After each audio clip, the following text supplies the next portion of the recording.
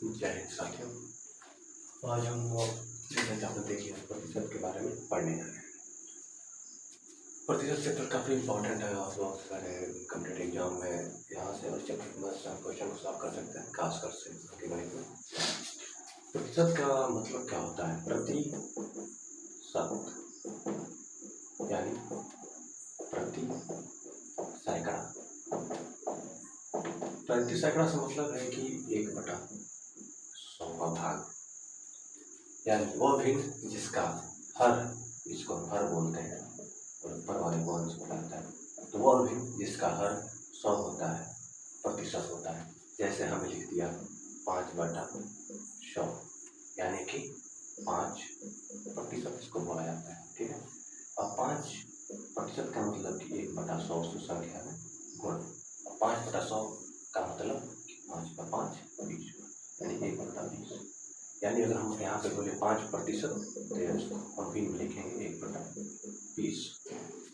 प्रतिशत तो काफ़ी इंपॉर्टेंट हो जाता है, बहुत सारे सवाल इससे बनते हैं। तो बेसिक बात यही हो जाती है प्रतिशत का मतलब कि प्रति सैकड़ा, और वह भिन्न जिसका हर 100% कहा जाता है।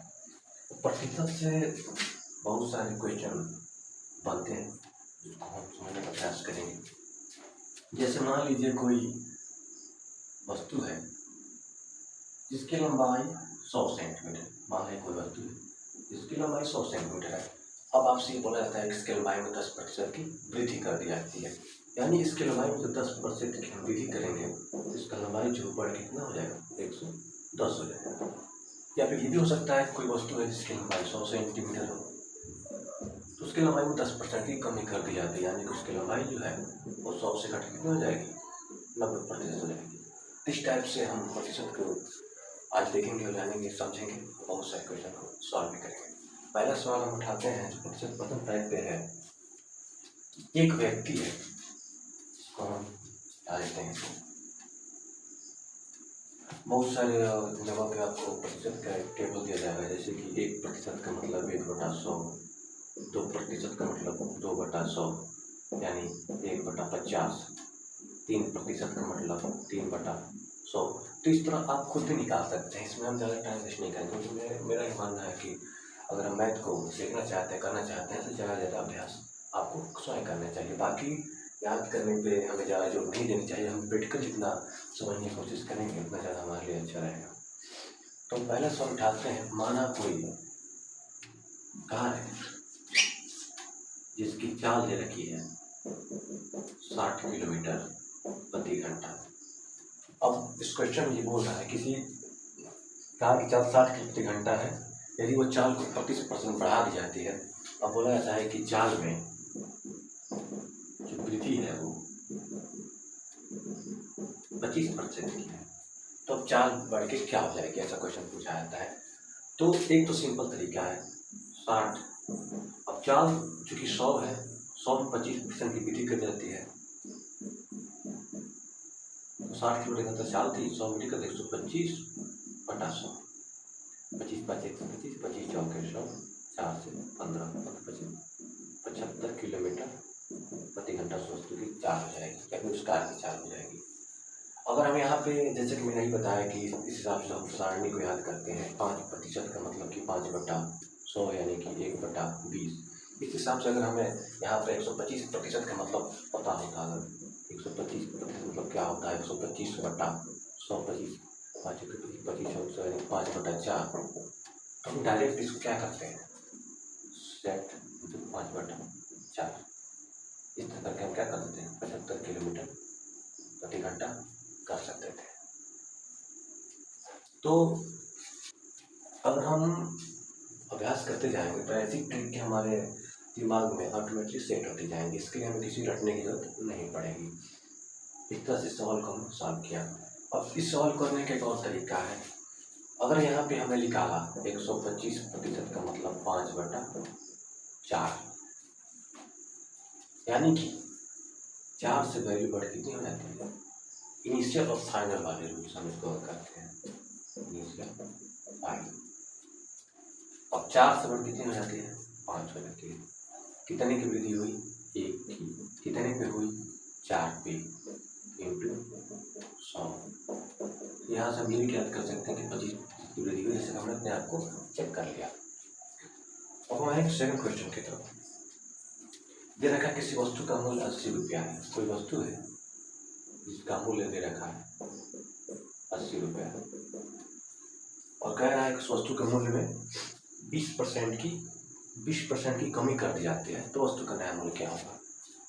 तो कमी कर दी गई, कितने कमी कर दी गई, 20% की, यानी कि 20 गुणे 1/100, 20 का 20, 100, 1/5। अब ये रूल लगा देंगे इनिशियल फाइनल, 5 से 1 कम करके कितना हो जाएगा, 4 हो जाएगा। ठीक है, और चूंकि 5 यूनिट के जो मूल्य दे रखा है वो कितना दे रखा है, 80, तो 1 यूनिट बराबर 16, ठीक, 4 यूनिट बराबर 16 इंटू 4 यानी 64 रुपये।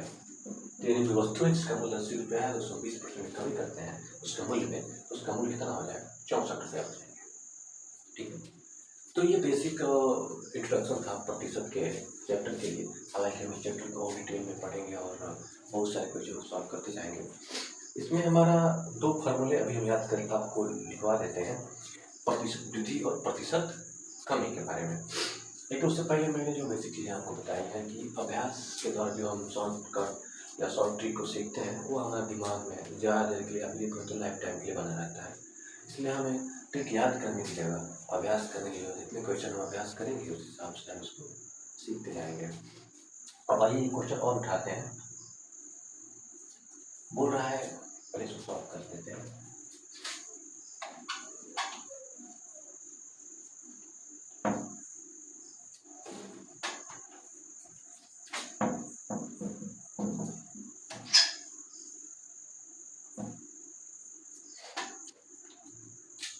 क्वेश्चन ये है कि किसी व्यक्ति की मासिक आय 6000 रुपये है। यदि उसके आय में 15% की वृद्धि होती है तो बताइए। यहाँ पे 2 चीजें होते हैं, व्यक्ति की वर्तमान आय कितनी होगी और कितने रुपए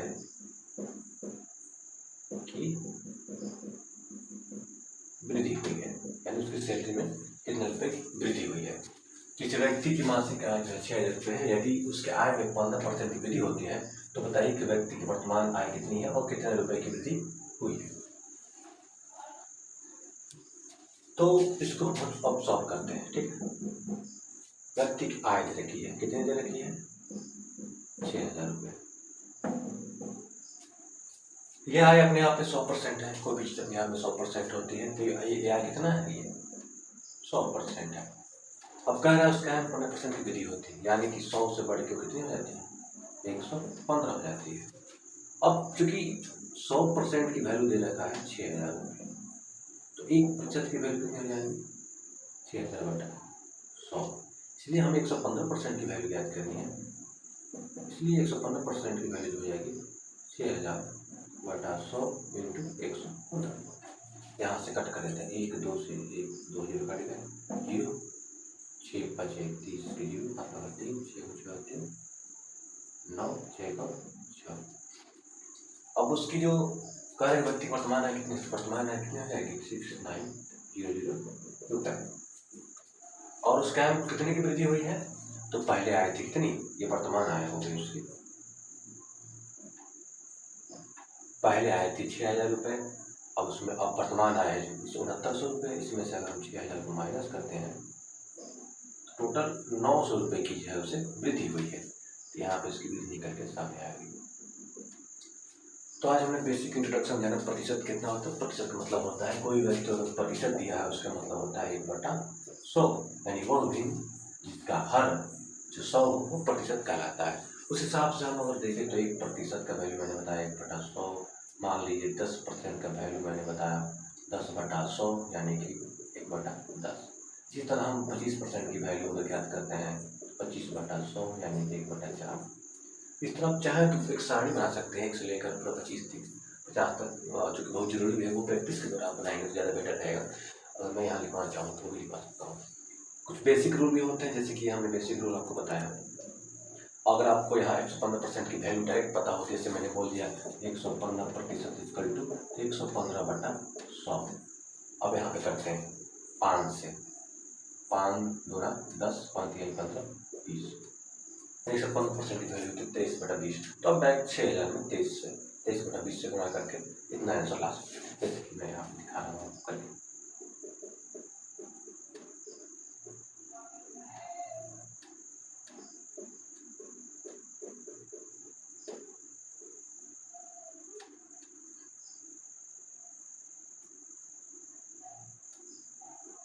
₹300 होगा, 0 इतना 3 इतना रुपये आ जाते हैं। तो फिलहाल हम इतना ही जानेंगे, और 2 सूत्र हम इसमें लिखने की जरूरत है यहाँ पे। हालांकि मुझे नहीं लगता है सूत्र की जरूरत है, हम क्वेश्चन को करते जाएंगे और सूत्र बढ़ाते जाएंगे। तो ये मेरी पहली क्लास थी, आपको अच्छा लगा होगा। जो भी आपको कमेंट करके बताएं। धन्यवाद।